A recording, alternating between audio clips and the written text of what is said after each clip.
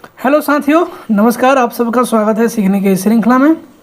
तो जैसा कि आपको पता है, हम लोग सीख रहे हैं गणित विषय जो क्लास 11th का है, उसका अध्याय संख्या 11, जिस चैप्टर का नाम है शंकु परिच्छेद कोनिक सेक्शंस। यह जो चैप्टर है समाप्त हो चुका है। इसमें हम लोग भाग संख्या 1 से लेकर 24 तक कर चुके हैं और आज जो हम लोग करने वाले हैं भाग संख्या 25 करने वाले हैं। आज के इस भाग में हम लोग इस जो पूरा चैप्टर है उसका एक समरी देखने वाले हैं कि इस चैप्टर में हमने पूरा क्या क्या पढ़ा है। ठीक है, तो इस पूरे चैप्टर में जो महत्वपूर्ण फार्मूला हैं, जो महत्वपूर्ण परिभाषा है, उसको हम लोग देखेंगे। ये जो क्लास होने वाली है एक रिकैप टाइप की क्लास होने वाली है। इसको देखने से आपका काम चलने वाला नहीं है जब तक ये आप 1 से 24 तक नहीं देखे होंगे। इसलिए पहले आप 1 से 24 तक देखिए, फिर लास्ट में ये 25 वाला भाग देखिएगा। तो चलिए देखते हैं कि जैसा कि हमने पिछले भाग में जो देखा था, वो अध्याय 11 पर आधारित जो विविध प्रश्नावली थे उसके प्रश्न संख्या 5 से लेकर 8 तक हमने सरल किया था। ठीक है, तो आज के इस भाग में हम लोग सारांश देखने वाले हैं, समरी देखने वाले हैं। तो इस अध्याय में मुख्य रूप से हम लोगों ने 4 टॉपिक को कवर किया है। एक है वृत्त, ठीक, दूसरा है दीर्घवृत्त, और एक है परवलय, तीसरा क्या है परवलय, और चौथा क्या है अति परवलय। इन 4 टॉपिकों को हमने काफ़ी अच्छे से इसको हमने किया है। एक एक कर सब पर हमने सवाल किए हैं, सबका फार्मूला जितना है, सब समीकरण हमने ड्राइव किया है। आप पीछे वाला भाग नहीं देखे हैं तो ज़रूर आप पीछे वाला भाग देखिए, तब आप इस भाग को देखिए। तो चलिए शुरू करते हैं। जैसा कि इस अध्याय में निम्नलिखित संकल्पनाओं एवं व्यापकताओं का अध्ययन किया है। आप देखिए यहाँ पे वृत्त का परिभाषा लिखा हुआ है, सिंपल है। एक वृत्त क्या होता है, तो तल के उन बिंदुओं का समुच्चय है जो तल के एक स्थिर बिंदु से समान दूरी पर होते हैं। ठीक है, ये वृत्त का हमारा ये डिफिनीशन हो गया, ये वृत्त हो गया। यहाँ से जो दूरी होती है सब समान होती है। अब हम बात करते हैं केंद्र से दूरी क्या होती है, समान होती है।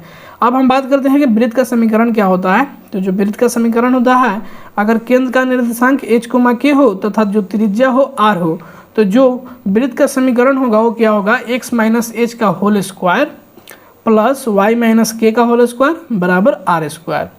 यहाँ तक आप समझ गए। अब हम बात करते हैं परवलय के ऊपर। परवलय अर्थात पैराबोला। तो एक परवलय तल के उन सभी बिंदुओं का समुच्चय है जो एक निश्चित सरल रेखा और एक तल के एक निश्चित बिंदु से समान दूरी पर हैं। अब देखिए परवलय का इक्वेशन कैसे बनेंगे। तो अगर नाभि का निर्देशांक a, 0 हो और जहाँ पर a जो है ग्रेटर देन 0 है, अर्थात a जो है धनात्मक है, और नियता का जो समीकरण है वह है x बराबर माइनस a, तो इस प्रकार जो परवलय का समीकरण होगा वह कितना होगा, y स्क्वायर बराबर 4ax। ठीक है, अब देखिए परवलय की नाभि से जाने वाली और परवलय के अक्ष के लंबवत रेखाखंड जिसके अंत्य बिंदु परवलय पर हों उसे क्या बोलते हैं, परवलय की नाभि लंब जीवा बोलते हैं। ठीक है, और जो नाभि लंब की लंबाई होती है, अर्थात परवलय y स्क्वायर बराबर 4ax में जो नाभि लंब जीवा की जो लंबाई होगी वह कितनी होगी, 4a होगी। यहाँ तक हमने ये समझ लिया। अब हम बात करते हैं दीर्घवृत्त अर्थात इलिप्स के ऊपर। ठीक है, तो एक दीर्घवृत्त क्या होता है, तो एक दीर्घवृत्त तल के उन बिंदुओं का समुच्चय है जिनकी तल में 2 स्थिर बिंदुओं से दूरी का योग क्या हो, अचर होता है। ठीक है, अचर हो। अब देखो कि दीर्घवृत्त का समीकरण क्या होता है। तो एक अक्ष पर देखें, एक अक्ष पर नाभि वाले दीर्घवृत्त का जो समीकरण होगा वह क्या होगा, x स्क्वायर बटा a स्क्वायर जोड़ y स्क्वायर बटा b स्क्वायर बराबर 1। ठीक है, अब हम देखते हैं दूसरी बात कि दीर्घवृत्त की नाभि लंब जीवा क्या होता है। तो दीर्घवृत्त की किसी भी नाभि से जाने वाली और दीर्घ अक्ष पर लंबवत रेखाखंड जिसके अंत्य बिंदु दीर्घवृत्त पर हों, ठीक है, तो उसे क्या बोलते हैं, दीर्घवृत्त की नाभि लंब जीवा कहते हैं। ठीक है, अब हम आगे बढ़ते हैं और देखते हैं कि नाभि लंब जीवा की लंबाई कितनी होती है। तो इस इक्वेशन के अनुसार x स्क्वायर बटा a स्क्वायर जोड़ y स्क्वायर बटा b स्क्वायर बराबर 1 जो दीर्घवृत्त का समीकरण है कि नाभि लंब जीवा की जो लंबाई होगी वो कितनी होगी, 2b स्क्वायर अपॉन a। ठीक है, अब हम बात करते हैं उत्केंद्रता किसे कहते हैं। तो दीर्घवृत्त की उत्केंद्रता जो होती है वो क्या होती है, तो दीर्घवृत्त के केंद्र से नाभि और केंद्र से जो शीर्ष की दूरियों का जो अनुपात होता है उसे हम क्या बोलते हैं, उत्केंद्रता बोलते हैं, जिसे हम ई से सूचित करते हैं।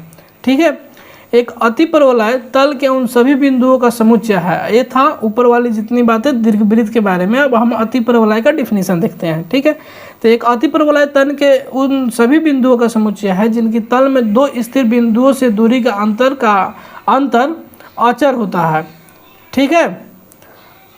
अब हम बात करते हैं आगे की बातों पर। अब अति परवलय का जो इक्वेशन है वो क्या है, x² बटा a² घटा y² अपॉन b² बराबर 1। और इसमें जो नाभि लंब जीवा की लंबाई है सेम ही है जैसा कि पिछले ई वाला में था, तो 2b² अपॉन a ही होगा, सेम ही होगा। अति परवलय की उत्केंद्रता का भी डिफिनीशन वही है, अति परवलय के केंद्र से नाभि और केंद्र से शीर्ष की दूरियों का अनुपात है, ठीक है। तो यहाँ तक आप मेरे साथ बने रहे इस पूरे चैप्टर में। इसके लिए आपका बहुत बहुत धन्यवाद। एक बार अपने से फिर से रिवीजन कीजिए पूरे चैप्टर को, जहाँ से आपने शुरू से नोट्स बनाना शुरू किया था। उसके बाद एक टेस्ट आएगा, उस टेस्ट को ज़रूर दीजिएगा ताकि आपको पता चले कि आपने कितना सीखा है, ठीक है। तो आपसे जल्द ही मिलते हैं अगले भाग में। तब तक खुश रहिए, मस्त रहिए, अपना और अपनों का ख्याल रखिए। जल्द ही मिलते हैं आपसे अगले पार्ट में, अगले किसी चैप्टर के साथ। तब तक आपका बहुत बहुत धन्यवाद। जय हिंद।